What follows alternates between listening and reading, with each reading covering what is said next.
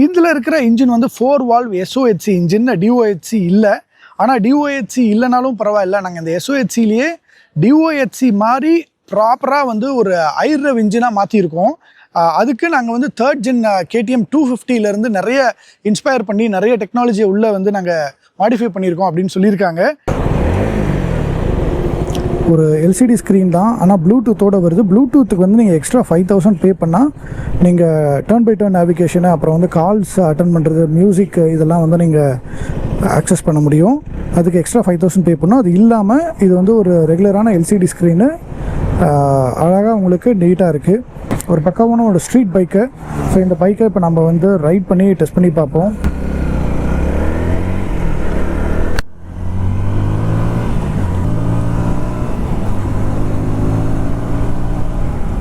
நல்லா ரெவ் பண்ண முடியுது. நான் 6th கியருக்கு ஆல்ரெடி வந்துட்டேன்.